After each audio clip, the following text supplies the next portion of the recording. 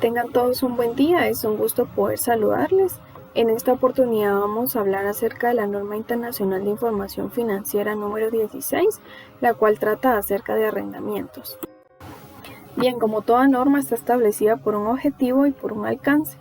El objetivo primordial de esta norma es poder establecer los principios para el reconocimiento, la medición, la presentación y la información a revelar acerca de los arrendamientos.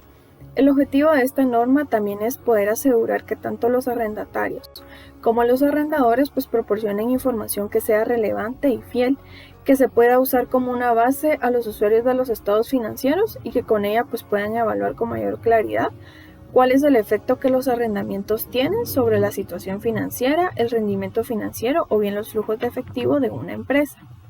Cuando se aplique esta norma, una entidad debe de considerar los términos y condiciones, así como los hechos y todas aquellas circunstancias que sean relevantes dentro de los contratos. Y esta norma se debe aplicar a todos aquellos contratos que sean similares o bien de circunstancias parecidas. Ahora bien, el alcance. Esta norma nos indica que va a ser de aplicación a todos aquellos arrendamientos y también se van a tomar en cuenta los que son de activos de derecho de uso por su arrendamiento, pero también nos proporciona algunas excepciones. Dentro de las excepciones podemos mencionar los acuerdos de arrendamiento para la exploración o uso de minerales, petróleo, gas natural o bien recursos no renovables que sean similares. También exceptúa los activos biológicos que se encuentran dentro del alcance de NIC 41. Estos son mantenidos por un arrendatario. También exceptúa todos aquellos acuerdos de concesión de servicio que se encuentran dentro del alcance de la CINIF 12. Exceptúa también las licencias de propiedad intelectual concedidas por un arrendador dentro del alcance de la NIF 15, que habla acerca de los ingresos de actividades ordinarias que proceden de contratos con clientes. Y por último, exceptúa los derechos que se mantienen por un arrendatario bajo acuerdos de licencia que estén dentro del alcance de la NIC 38, que habla acerca de activos intangibles, para elementos como por ejemplo películas de cine, videos, juegos, patentes o bien derechos de autor. Ahora bien, vamos a hablar de las exenciones al reconocimiento. La norma es muy clara y nos indica que un arrendatario puede optar por no aplicar los requerimientos que se establecen dentro del párrafo 22 al 49, que básicamente nos hablan acerca del reconocimiento, de la medición inicial y posterior y de la presentación. Únicamente a dos casos. El primero es arrendamientos a corto plazo y el segundo se refiere a los arrendamientos en los que el activo subyacente sea de bajo valor. En ambos casos, el arrendatario debe reconocer los pagos por arrendamiento como un gasto de forma lineal a largo plazo o bien según otra base sistemática. El arrendatario podrá utilizar otra base sistemática únicamente si esta base que va a utilizar es más representativa del patrón de beneficios del arrendatario.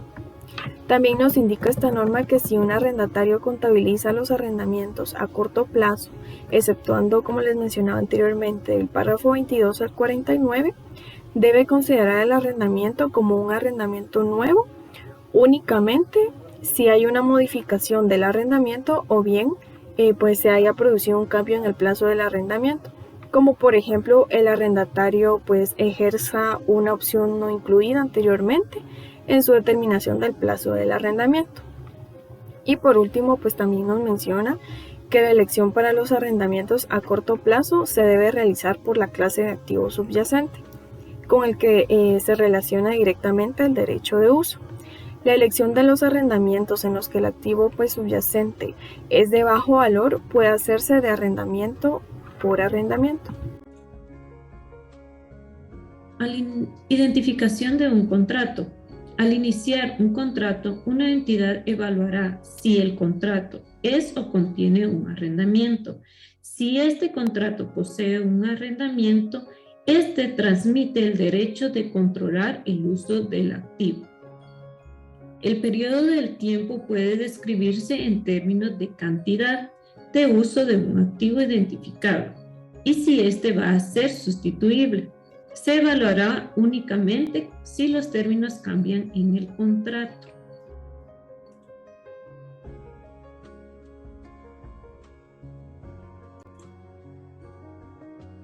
Separación de un contrato. Para un contrato que contiene el componente de un arrendamiento, la entidad lo contabilizará de forma separada de los componentes del contrato que no constituyen un arrendamiento, a menos que la solución práctica del párrafo 15 lo indique.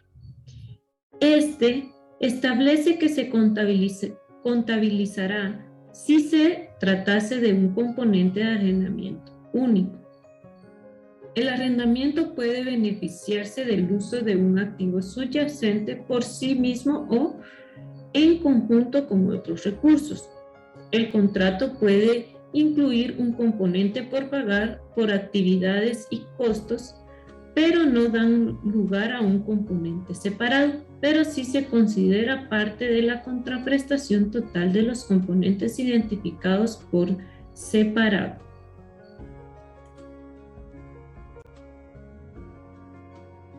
Plazo de contrato. Para determinar el plazo del arrendamiento y evaluar la duración del periodo no contable. El plazo del arrendamiento puede ser menor o mayor a 12 meses. El arrendamiento dejará de ser exigible cuando el arrendador o el arrendatario tiene el derecho de terminar el arrendamiento sin permiso de la otra parte.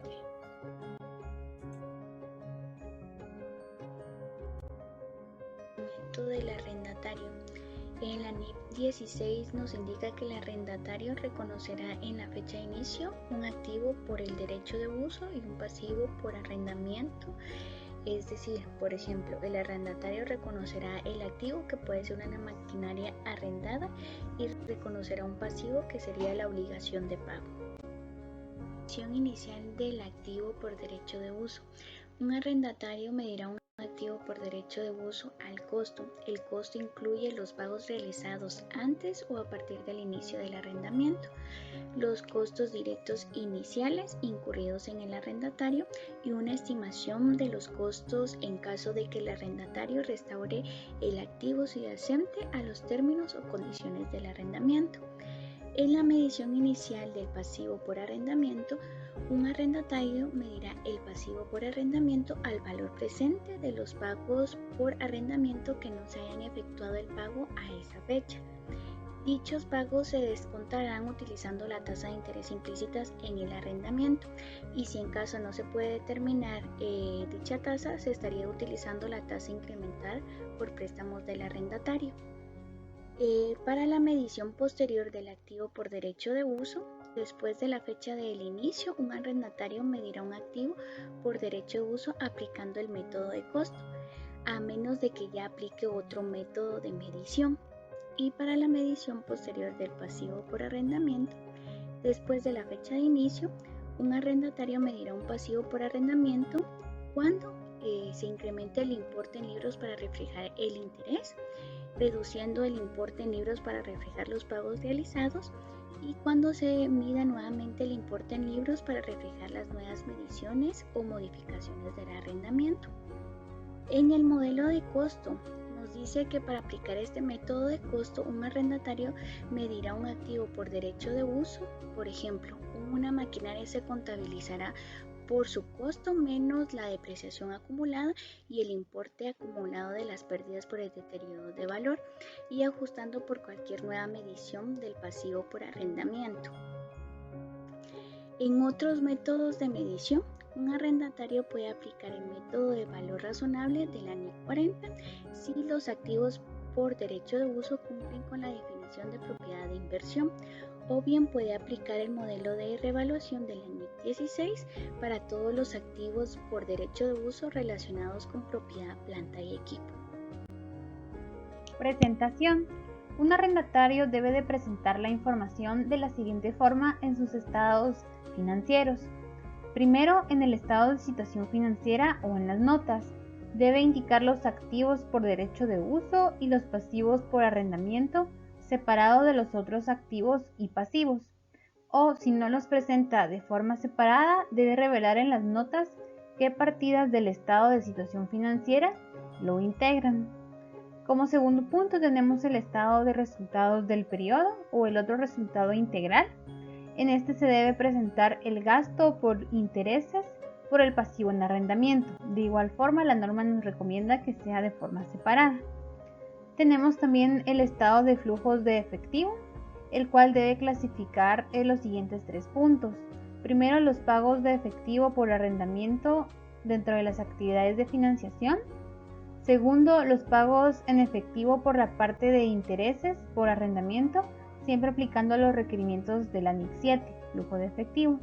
Y tercero, los pagos por arrendamiento a corto plazo o pagos por arrendamiento de activos de bajo valor, no incluidos en la medición del pasivo por arrendamiento de las actividades de operación. Información a revelar. Se debe revelar información en las notas que, junto con la información de los estados financieros, den una base a los usuarios para evaluar el efecto que tienen los arrendamientos. Puede ser cualitativa o cuantitativa. Esto en una nota única o sección separada, siempre teniendo cuidado que no se duplique. También la norma menciona que podemos utilizar referencias cruzadas. Por ejemplo, se debe detallar las salidas de efectivo totales por arrendamiento, incorporaciones de activos por derecho de uso, el importe en libros de los activos por derecho de uso al final del periodo sobre el que se informa, entre otros. Clasificación de los arrendamientos. Existen 2 tipos de arrendamientos dependiendo de la esencia de la transacción: el arrendamiento operativo y el arrendamiento financiero. Es financiero cuando transfiere sustancialmente todos los riesgos y ventajas inherentes, y es operativo si no transfiere sustancialmente todos los riesgos y ventajas. La clasificación del arrendamiento se realiza en la fecha de inicio del acuerdo y se evalúa nuevamente solo si se produce una modificación del arrendamiento. A continuación veremos cada arrendamiento por separado en cuanto a su reconocimiento y medición. Arrendamiento financiero. Es aquel tipo de arrendamiento que transfiere sustancialmente todos los riesgos y ventajas inherentes a la propiedad del activo subyacente, el reconocimiento y la medición de este. El arrendador deberá reconocer en el estado de situación financiera los activos que mantengan al arrendamiento financiero y los presentará como una partida por cobrar. La medición inicial. El arrendador utilizará la tasa de interés en el arrendamiento para su medición. También deberá tomar en cuenta todos los costos directos iniciales distintos a los incurridos por los arrendadores, que sean a la vez fabricantes o distribuidores de los bienes arrendados, en el que se incurrirán en la medición inicial de la inversión para el arrendamiento. Arrendamiento operativo. Es el arrendamiento que no transfiere sustancialmente todos los riesgos y ventajas inherentes a la propiedad del activo subyacente, el reconocimiento y la medición. El arrendador deberá reconocer este tipo de los pagos que reciba como un ingreso, y la medición de este debe contabilizar cada una de las modificaciones como un nuevo arrendamiento desde la fecha de la vigencia de la modificación, considerando también los anticipos o acumulados como parte de los pagos del nuevo arrendamiento. Información a revelar. El objetivo de la información a revelar es poder revelar junto con las notas en sus estados financieros para poder evaluar los efectos que tendrán los arrendamientos sobre la situación financiera.